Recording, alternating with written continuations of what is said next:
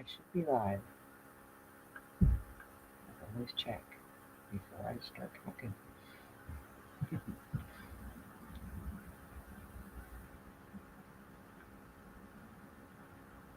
Okay, it says I am. Sweet. Except I don't see it. Yes, there I am. Woohoo! And I think if this works right, I have a chat in my Restream. I'm playing with new features. Um, I was trying to stream to TikTok also, but they denied my live stream for who knows what reason. Anyway, so I did miss a day yesterday in my 30-day challenge. It was just a long day, and I was tired. Excuse me, I was doing a lot of behind the scenes stuff. So if you've seen any of my posts today, I have announced my next workshop on June 1st, 10 a.m. Mountain Standard Time, which is the same as Pacific for the summer. So 10 a.m. Pacific Time would be 1 p.m. Eastern Time, I believe. Pretty sure. So it's called, well, my whole series of workshops is called The Beautiful Fucking Mess. And this one is you couldn't save your kid, why you need to save yourself. And it's powerful. I learned through this grief portal, or this portal, that grief can become if you allow it to be a portal. I can't handle this glare in my glasses. If you allow it to be a portal, it really is a resurrection of you, of your soul, and that deeper connection with who you came here to become and what your purpose is. You could not save your kid, whether they're deceased or not. If you've lost them, even if they're still alive, you can have lost them. And that's happened to me before my oldest died. There were points when he just wasn't part of my life. And we grieve in different ways and different levels for so long when there's addiction and mental health issues. There's just so many types of grief, and any perceived loss creates grief. So any kind of loss of, you find out your child has an addiction issue and you grieve the potential or who you thought they'd be, or all the dreams that you had for that child. When you tried, I know I did for years and years. I tried everything in my power to save my kid, and it obviously didn't. Either one of them. They, and different kids, different addictions, different issues, but it wasn't my job to save them. They chose those soul contracts and the lessons that they came here to learn, and they chose me to be their mom and give me those years. And I agreed to those soul contracts between us to teach me lessons. So, as I grieved losing 2 kids in 8 months, and allowed it to be a portal back, deeper into who am I and why am I here and why did we choose these lessons and why did we choose each other, and why did we choose such hard shit? And it brings you back to who you are and why you came here and what your soul purpose is. And mine is to serve. And I had to go through hard shit and really rough lessons to be able to have those experiences so that I could help others. And it doesn't matter who you are, where you live, what your income is, what your skin color is, what your nationality is. If you've lost a child, it's not a club I wish anybody to be in. If you haven't lost them to death, then there always is that chance of reconciliation. There always is that hope, and you still grieve, but you still can have that glimmer of hope of, they get through it, and because they do recover. Lots of addicts recover and stay sober and go on to do amazing things in the world also. But it wasn't our job to save them, no matter what the circumstances are. I mean, you can throw all the money, all the time, all the rehab, all the therapy, all the threats and the boundaries and all the things. It doesn't change the outcome. The outcome is already part of their path and part of our path because we're involved. But it wasn't our job to save them. It's our job to do our own work and their job to do their work. The problem is we get stuck often as parents in the guilt and the shame and the worry about what other people think and the judgment and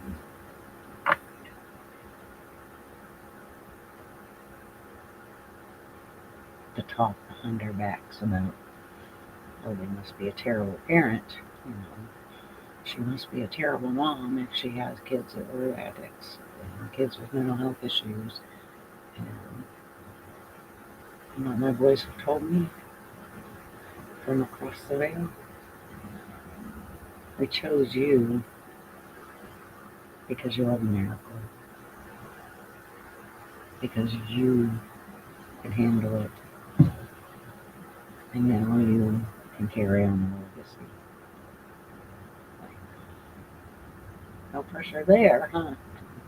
But we have to work on ourselves. It's our job to save us. It's not our job to save everybody else. It's their job. I listened a few weeks ago to, again, I have the Audible book of Loving What Is by Byron Katie. And she talks about 3 types of business: God's business, your business, and everybody else's business. And the only business that you should be in is your own. God's business is none of our business because we can't change those outcomes. And everybody else's business is theirs, and we can't change those outcomes. And if we're meddling in everybody else's business or meddling in God's business, who's minding our business? And that is such a powerful, even though it seems so simple, it's so powerful. We can only change ourselves. We can only heal and grow and expand for us, not for anybody else. We can't change other people's outcomes. We can only change ours. So no matter what your circumstances were and the history of the trauma that created the addiction and the mental health issues in your children or child, none of that matters. What matters is what you choose, and that you choose you, that you choose to save yourself. And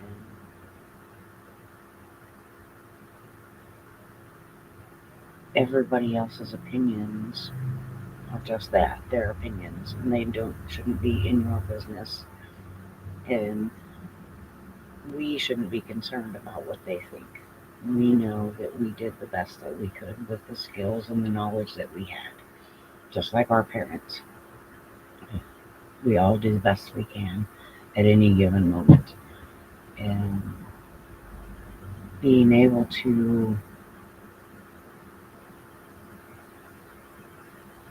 process through the grief and allow it to be a portal to expand us and save us. It really is a resurrection. So, and I've talked about that a lot over the last few months, is this isn't just healing. This isn't just processing grief. It's fucking walking through the fire and resurrecting who you are, because you can't lose a child. You can't walk this path of loving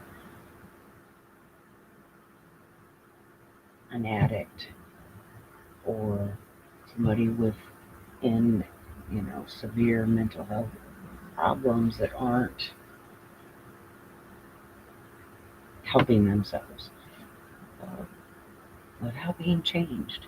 And burying a child fucking changes you. And I was able to use this grief as a portal to figure out exactly what I'm meant to do right now in my life and who I can help. And it helped deepen my relationship with myself. It helped deepen my spiritual gifts and all the things, because I leaned in and I worked through all that guilt and all that shame and all that what if and the anger, all of it, all the emotions.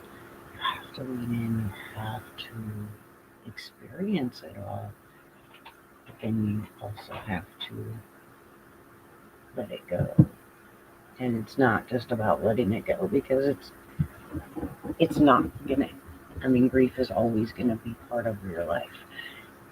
Grief is just part of life. Like I said, grief, there's so many kinds and types and levels of it. It's any perceived loss that's where grief comes from. And the deeper that you feel that loss and the deeper the love, the more that you feel that grief. So losing a child is obviously huge, and there's no way that you can come out of that unchanged. And it turns you inside out, upside down, shatters you, and you just have to pick up the pieces and put it back together. But you can put it back together however you desire and however you feel serves you best at this moment. And don't have to hide from the judging people. You don't have to hide from yourself. You don't have to hide from that feeling of shame and guilt. You can process through it and come out on the other side of it. You know, this is absolutely the hardest thing in my life that I've ever done. I mean, I've done a lot of hard shit, and I'm used to being in control. I'm used to being the one that everybody relies on, and creating a lot of things and making things happen. I couldn't save my kid, either one of them, and that really fucks with your head, and you feel embarrassed. You feel ashamed of yourself, not necessarily ashamed of your kid. On some level, both. But there is still joy. There is still love. There is still beauty. It really is a beautiful fucking mess because it's messy, it's painful, it's hard, but it's possible. And if you put in the work, it really is a resurrection. So I would love to see you at this workshop. I'm doing this one a little bit different because it is a really private and raw topic, for lack of a better word. So I'm not going to do a group. I'm just going to teach. I'm just going to do the workshop just like this, live streamed. The live stream here on Facebook, YouTube, and either LinkedIn or TikTok or Instagram. For sure, YouTube and Facebook. The third one I just don't know yet because we'll see who lets me. And then I also have put together a private intensive 30-day program for any parents who want to do the work and want somebody who has already walked through it. And obviously I still am. I mean, it's not even been 2 years. Um, in fact, my younger son is 1 year next month. But I've been there and I've experienced exactly what you're going through. And I've come out on the other side. And those will be completely private, one-on-one, sacred spaces for the parent who's ready to put in the time and put in the work. You've done everything. You've done it all. Say talk therapy hasn't worked. Hiding out hasn't worked. And the world expects you to just go on after you bury your child. Oh, it's been a month or it's been 6 months. Why are you still breathing? Or why aren't you back to normal? Well, there is no going back to normal because, like I said, it absolutely changes you. But you can come back to you and resurrect who you really came here to be. And so that I'll be going into that offer more over the next couple weeks, and I'll do a overview of it at the end of the workshop. But there will be replays, obviously, because it'll be live streamed, so it'll live in YouTube and 30 days on Facebook anyway. But it'll be in all the places, and I'll have copies. So I just think that it's such a private, sacred, raw conversation that I didn't want to do like a grief circle or have people on Zoom Live or on Restream Live. I'm going to spend about 30, maybe 40 minutes just talking about my experience and my story and how I was able to come through and use the grief as a portal and come out on the other side of it. And now I can help other parents to also heal.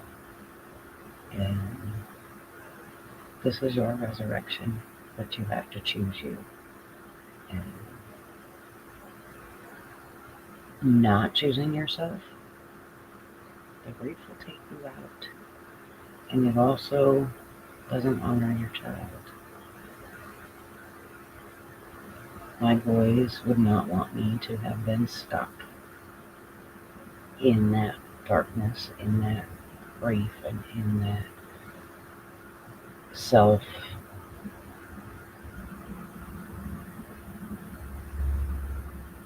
It's really a self-harm, even though it's mental, but a lot of that will manifest into physical self-harm, even if you let yourself get stuck there. It would manifest into physical ailments and illnesses, and all that stuck emotion has to go somewhere, and it will just fester. I mean, and if I hadn't had the support that I did have through this last 2 years, I probably wouldn't have made it out either. Um, you have to have support. You have to have that community around you, and you have to have someone. The one thing I didn't have was someone that had experienced what I was going through. That's the only thing that I wished for, is somebody that understood explicitly exactly what I was going through. And I didn't have that. So that's what I can be for you. So June 1st, 10 a.m. Pacific time, 1 p.m. Eastern time. And like I said, you can catch me on Facebook. You can catch me on my YouTube channel. The event is created in Facebook. I'll be all over for the next 10 days, 11 days, whatever it is. So you'll be able to find the live stream. And if you have any questions, shoot me a private message, comment on here, whatever. I will obviously be around. Have a wonderful rest of your night and have a great weekend. It's Memorial Day weekend. So I'll be honoring my airmen. And I was delivering earlier, and one of the restaurants had the table set for Memorial Day. Made me pause for a moment and miss my boy. But I'm really excited because a friend of mine, who's a soul sister, and her son just graduated from the Army basic training today. So that's kind of super cool. It'll be a Memorial Day weekend. But anyway, have a great rest of your night, and I will be back live again tomorrow.